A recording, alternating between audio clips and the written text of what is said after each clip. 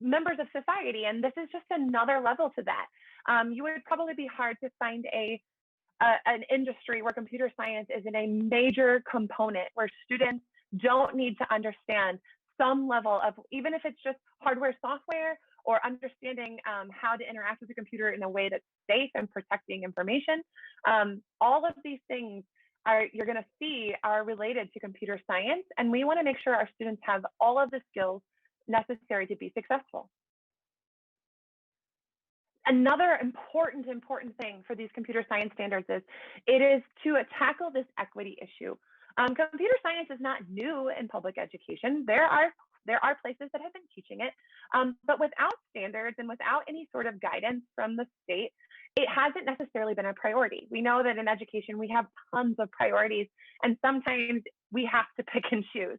But with computer science standards, we now have this kind of level of support, right, from the state level that says, yes, this is important too. We should find time and space for this. And that is going to increase equity so that all of our students have access to a knowledge base. We are going to eliminate this rolling the tech teacher dice and having, one teacher who's really excited and interested in computer science, and they're incorporating it into their classroom. And then the next student the class over never gets to hear anything about it because that teacher isn't very comfortable or doesn't feel confident. Standards try to kind of level that playing field for our students so that everybody gets that basic knowledge and can make those conscious decisions about what they are interested in. Like, everybody has those skills and can pursue interest from that point. And CS standards also give us clarity. They help us understand, like, what does computer science look like in kindergarten versus what does it look like when they're older? It helps us delineate what's not included, because sometimes we were just mentioning DigLitCon, there are a lot of computer literacy skills in the world. There's computer literacy, computer science, media literacy, digital literacy. You go on in the list. And so sometimes we're not sure that we're covering the things that we need to be covering. And it also helps establish age appropriateness, right? Sometimes we're overwhelmed by a concept. And again, maybe it's because we don't have background in it. I know I did not. I was not convinced that I was going to be able to teach computer science at first because I'm not a computer science major. I didn't do computer science. But once you start to dig into the standards and understand the skills and understand what's appropriate for your students and their age, I think you're going to find that you can actually rest assured you can do it, and you can learn right along with them. Remember that term agile? That's part of it. Learning as we go, and that's okay. And these standards give us that focusing on the right things. Okay. So we have a why. Here's another why. This report is from code.org. It shows us the state of computer science in the state of Illinois, and you can actually access the full report. It's a couple of pages long, and you can look at states around us as well in this report. But Illinois averages about 22,000 computing jobs a month, open jobs. Okay, so those are potential employment for our students. Those jobs have a decent salary. Now, don't quit on me and go join that workforce, okay? I don't want to be responsible for that. But this is a good workforce. It's a solid workforce. And again, it is connected to the things that impact our daily lives. But here's the number that hopefully is and kind of a motivator for you.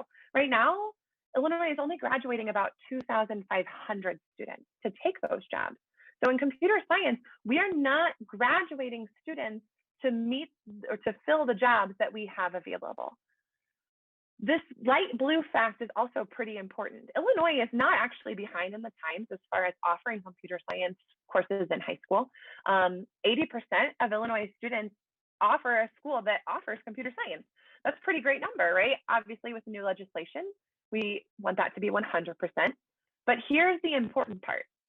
Even though 80% of high school students have that opportunity, only 4% of students are enrolling in that course. And I am a huge believer in that. That's because they don't know what it is. They have no foundation. They've not experienced it before they get to high school. And I definitely can relate to a student getting to high school, seeing my options and saying, I don't know anything about that.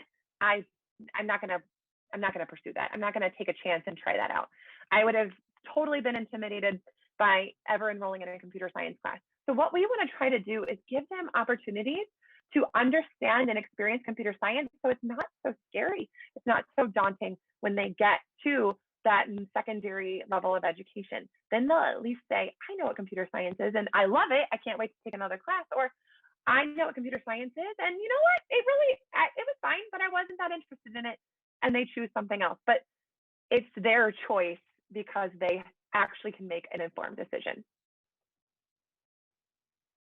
So CS doesn't just develop your coding skills. We're going to talk about that in a minute. When you think of computer science, you're probably thinking sitting in a computer, typing in semi-interpretable phrases and things like that with lots of colons and semicolons and capital letters in weird places.